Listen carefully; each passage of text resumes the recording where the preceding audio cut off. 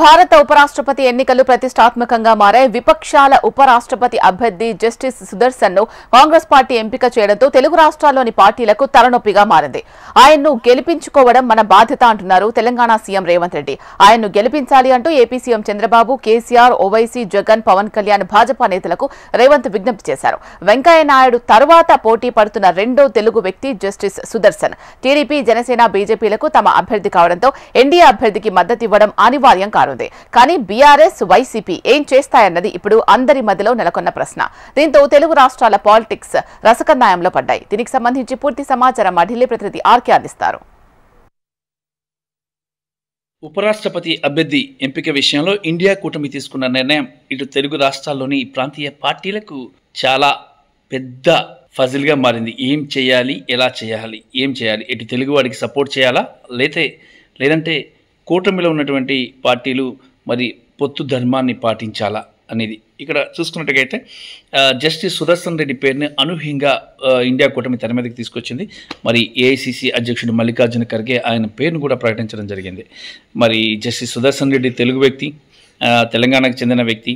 ఆయనకు మంచి ఈ న్యాయ కోవిదుడు. ఆయన మరి చీఫ్ జస్టిస్గా చేశాడు గౌహటిలో. మరి అలాగే తెలుగు రాష్ట్రాల్లో కూడా న్యాయమూర్తిగా చేశారు. సుప్రీంకోర్టు న్యాయమూర్తిగా ఆయన పనిచేశారు. మంచి అనుభవం ఉంది. అలాంటి వ్యక్తిని తెర మీదకి తీసుకువచ్చి పెద్ద ఫజిల్నే ఇచ్చింది తెలుగు రాష్ట్రాల పార్టీకి ఇండియా కూటమి. ఇటు చూసుకుంటే తెలుగు రాష్ట్రాల్లో ఒకవైపు టీడీపీ, అలాగే వైసీపీ, జనసేన 3 పార్టీలు ఇక్కడ ఆంధ్రప్రదేశ్లో ఉన్నాయి. అలాగే తెలంగాణలో బీఆర్ఎస్ పార్టీ ఉంది. ఈ 4 పార్టీలు ఎలాంటి నిర్ణయం తీసుకుంటాయి? ఇప్పటికే ఆల్రెడీ తెలంగాణ ముఖ్యమంత్రి రేవంత్ రెడ్డి అందరికీ ఫోన్ చేసి చెప్పడం జరిగింది. తెలుగు వ్యక్తిని ఎంపిక చేసింది ఇండియా కూటమి, మరి ఆయనకి సపోర్ట్ చేయండి అని చెప్పి ఇటు కేసీఆర్ని, జగన్ని, అలాగే చంద్రబాబు నాయుడుని కూడా అభ్యర్థించడం జరిగింది. మరి వీళ్ళు నిజంగా సపోర్ట్ చేస్తారా తెలుగు వ్యక్తికి అనేది ఇక్కడ పెద్ద టాస్. అయితే పొత్తులో భాగంగా ఎన్డీఏ కూటమిలో ఇటు జనసేన, టీడీపీ ఉన్నాయి. వాళ్ళు కంపల్సరిగా ఎన్డీఏ కూటమిలో భాగస్వాములుగా ఉన్నారు కాబట్టి కూటమి ధర్మాన్ని నిర్వర్తించాలి కాబట్టి తప్పనిసరిగా కూటమి నిర్ణయించిన అభ్యర్థికే వాళ్ళు ఓటు వేయాల్సి ఉంటుంది, అతన్నే గెలిపించాల్సి ఉంటుంది. ఇక మరి ఇటు వైసీపీ పరిస్థితి ఏంటి, అటు బీఆర్ఎస్ పరిస్థితి ఏంటి? ఈ రెండు ఎవరికి సపోర్ట్ చేస్తాయి? తెలుగు వ్యక్తికి సపోర్ట్ చేస్తాయా, లేదంటే ఎన్డీఏ కూటమికి సపోర్ట్ చేస్తాయా? ఎన్డీఏ కూటమి అభ్యర్థి సిపి రాధాకృష్ణకి సపోర్ట్ చేస్తాయా? ఇది చాలా పెద్ద టాస్. మరి ఎలా అంటే నిర్ణయం తీసుకుంటాయి తెలుగు పార్టీలు అనేది, తెలుగు రాష్ట్రంలోనే ఉన్నటువంటి రాజకీయ పార్టీలు అనేది చూడాలి. అయితే వాస్తవంగా అయితే టీడీపీ అలాగే జనసేన కంపల్సరిగా ఇండియా కూటమి అభ్యర్థిని బలపరచాలి, ఆయనకే ఓటు వేయాలి, ఆయన్నే గెలిపించాల్సి ఉంటుంది.